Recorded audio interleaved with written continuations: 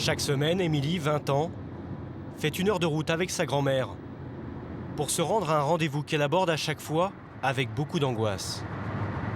Ouais, ça fait 1 an et 2 mois que ça dure et c'est trop long. Il faut que les choses s'arrêtent, il faut que les choses changent.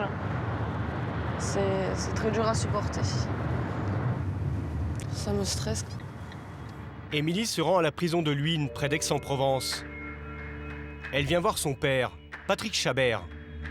Il est accusé du meurtre de sa femme, Nadine, la mère d'Émilie.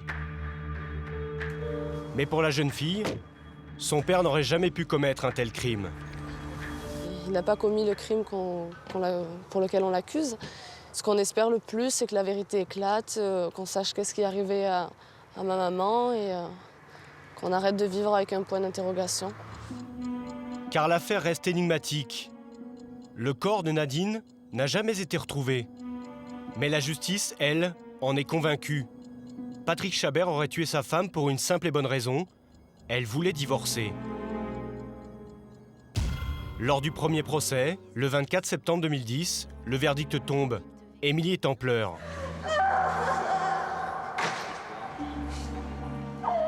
Émilie est effondrée. Elle vient d'apprendre que son père, Patrick Chabert, est condamné à 20 ans de réclusion à la peine. À la sortie, son avocat crie à l'injustice. C'est une erreur judiciaire, voilà. J'ai pas peur de le dire, c'est une erreur judiciaire. Car depuis le début, Patrick Chabert garde toujours la même ligne de défense. Il est innocent et selon lui, sa femme a tout simplement abandonné le domicile familial pour aller refaire sa vie ailleurs.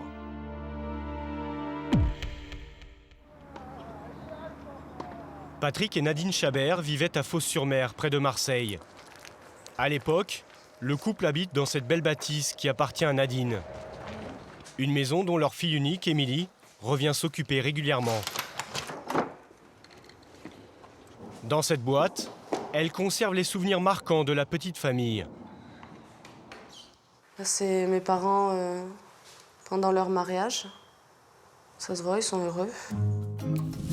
Patrick et Nadine se marient en 1990. Nadine a 20 ans, lui en a 10 de plus.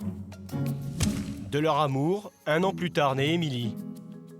Nadine est femme au foyer, Patrick est conducteur de travaux publics. La famille ne roule pas sur l'or, mais c'est un couple uni et heureux. On était souvent à la montagne, en fait. On n'a pas besoin d'1 million pour s'amuser, juste de partir en randonnée, en famille, de faire des choses simples de la vie, mais qui sont appréciables et agréables. Mais ce bonheur conjugal va voler en éclats le jour où Patrick Chabert décide de se mettre à son compte en tant que plombier. L'aventure tourne court. 2 ans plus tard, il fait faillite. Pour subvenir aux besoins de la famille, Nadine est obligée de trouver du travail. Elle devient conseillère dans un centre de formation professionnelle. Mais dans le couple, rien ne va plus. Patrick ne supporte pas son échec et tombe en dépression. Il devient de plus en plus souvent irritable. Nadine va alors prendre ses distances avec son mari, d'autant plus que grâce à son travail, elle s'est fait de nouveaux amis avec qui elle sort beaucoup. Elle a commencé à avoir des nouvelles fréquentations. Petit à petit, elle s'éloignait de la famille. Et 2 ans plus tard, Nadine demande le divorce. Au début, Patrick a du mal à l'accepter, puis il semble se résigner.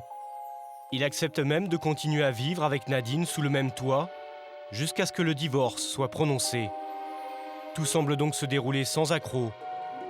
Même Émilie, qui avait 11 ans à l'époque, ne se souvient pas qu'il y avait des tensions entre ses parents.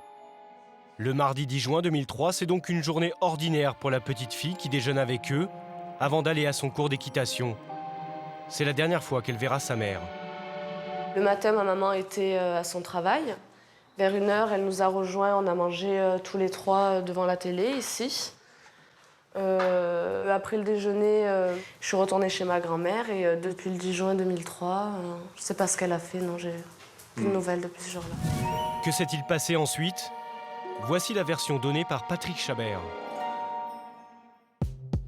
Selon lui, après le déjeuner, Nadine aurait fait son sac, car cet après-midi-là, elle devait partir sur Paris avec une amie pour suivre un stage de formation professionnelle. Elle aurait alors demandé à son mari de la déposer en chemin, à un rond-point, où elle a rendez-vous avec cette amie. Fabien Ledu, journaliste à Radio France, a reconstitué les faits et gestes de Patrick Chabert ce 10 juin 2003. Patrick Chabert dit qu'il est venu ici déposer Nadine. Pourquoi ici? Parce qu'une amie doit venir la récupérer. Et cette amie doit l'emmener à la gare TGV parce qu'il y a un stage qui est prévu à Paris ce jour-là. Donc Patrick Chabert dit « J'ai déposé ma femme ici à ce rond-point et c'est la dernière fois que je l'ai vue vivante. » Que s'est-il passé ensuite? L'enquête révèle que Nadine avait bien un stage à Paris, mais seulement le surlendemain. D'ailleurs, ce mardi soir, elle avait rendez-vous au théâtre de Martigues, près de Marseille, avec un ami. Il s'inquiète de ne pas la voir venir. J'avais rendez-vous devant ce théâtre vers 19h. Ne la voyant pas arriver, j'appelle Patrick pour savoir où elle est. Je tombe sur Patrick Chabert qui me dit qu'elle est partie en stage à Paris, mais je savais qu'elle devait partir que le surlendemain, pas le mardi soir. Pendant plusieurs jours, le groupe d'amis de Nadine tente de la joindre sur son portable, mais elle ne répond pas. Inquiet, il décide d'aller prévenir la police. Nous la voyons toujours pas arriver, pas de nouvelles. On s'est présenté au commissariat de police de Martigues. Et là, on a déposé main courante en disant que c'était pas possible que Nadine Chabert disparaisse comme ça. Quant à Patrick Chabert, il avance très vite une explication à cette soudaine disparition. Selon lui, sa femme aurait abandonné son foyer et sa fille pour aller refaire sa vie ailleurs. Il dit qu'en rentrant à la maison, il a d'ailleurs découvert que Nadine avait emporté tous ses vêtements. Émilie n'avait que 11 ans, mais elle se souvient très bien de sa réaction lorsqu'elle a ouvert l'armoire de sa mère. Donc voilà, c'est la chambre de mes parents. Là, c'est leur dressing. Et quand j'ai tout simplement ouvert le côté où il y avait les affaires de ma maman, il manquait quasiment tout. Il n'y avait plus ses affaires d'été, il y avait plus tous ses sous-vêtements, à part quelques habits pour traîner à la maison. Je me suis dit, elle a dû partir d'elle-même. Parce que pour partir quelques jours à un stage à Paris, on n'a pas besoin de toute sa garde-robe. Nadine a-t-elle vraiment emporté ses vêtements en cachette? Ou Patrick Chabert les aurait-il fait disparaître? C'est ce que soupçonnent les enquêteurs, car ils vont vite découvrir un élément capital. Non seulement Nadine n'avait pas de stage à Paris ce jour-là, mais elle avait un rendez-vous très important à Aix-en-Provence. Nadine et Patrick devaient divorcer. Ils devaient passer devant un juge pour le partage de leurs biens. D'ailleurs, les policiers vont découvrir que Nadine avait inscrit cette date en grosses lettres sur son agenda. Sa meilleure amie, Sonia, était au courant de ce rendez-vous. Elle attendait que ce jour-là pour être enfin libre et vivre sa vie avec sa fille et refaire une vie sans son mari. C'était pas dans son intérêt de partir comme ça, sans être déjà divorcée. Étonnamment, Patrick affirme qu'il n'était pas au courant de ce rendez-vous chez le juge, auquel il était pourtant convié. Selon lui, sa femme aurait sans doute dissimulé la lettre en ouvrant le courrier. Moi, je lui ai dit au téléphone, j'ai dit, écoute, Patrick, c'est pas possible. De toute façon, tu devais être au courant, tu as dû recevoir la lettre. Il m'a dit, non, moi, j'ai jamais rien reçu. On ne devait pas divorcer. J'ai dit, tu dis des bêtises parce que c'est pas vrai. Après cet épisode, les soupçons se portent immédiatement sur Patrick Chabert. Car après enquête, les policiers ne croient plus à une fugue. Depuis la disparition de Nadine, ils remarquent qu'il n'y a eu aucun mouvement d'argent sur son compte en banque et ils ne lui ont découvert aucun amant avec qui s'enfuir.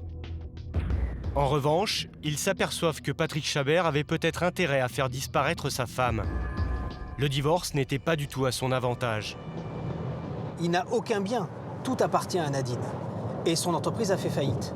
Donc c'est un divorce qui n'est pas du tout avantageux pour lui, parce qu'en plus, il doit quitter le domicile familial. Et le jour où il y a cette audience, on doit prononcer le divorce.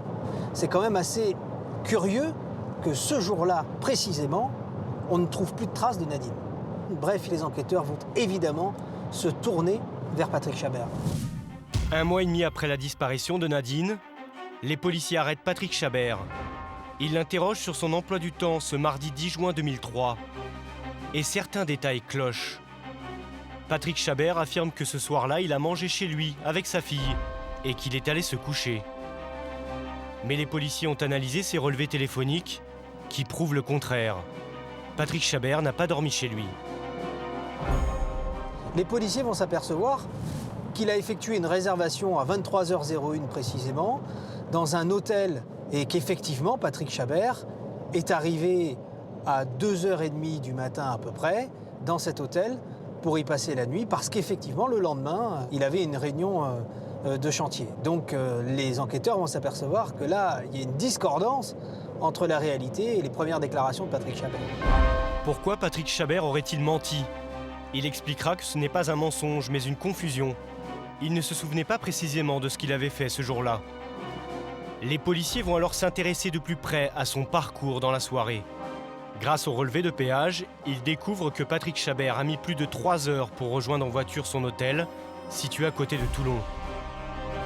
Les policiers, qui ont refait le même trajet, mettent 1h50 de moins que lui.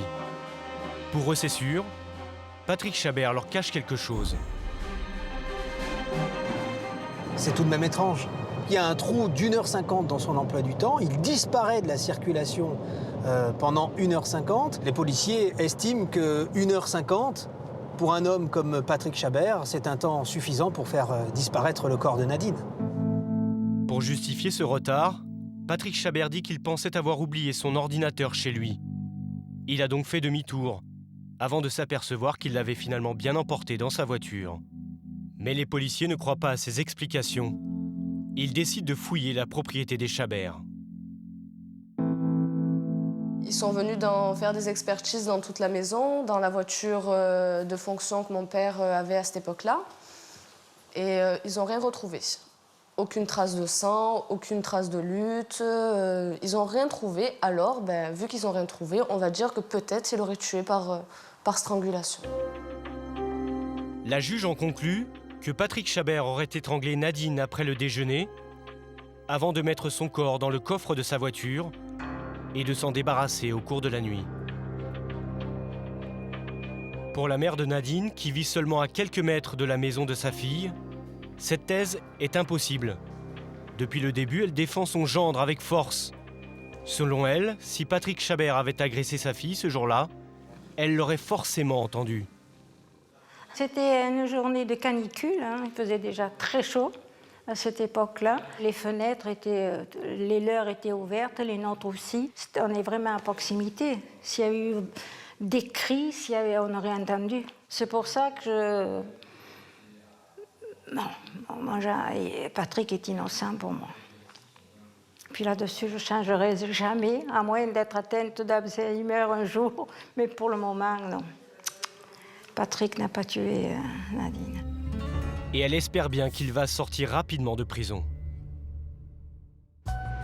Le 17 novembre dernier, Émilie arrive au tribunal avec son fiancé et un espoir. Ça va, très bien, très bien. Avec l'avocat de son père, ils vont demander la libération de Patrick Chabert avant son procès en appel.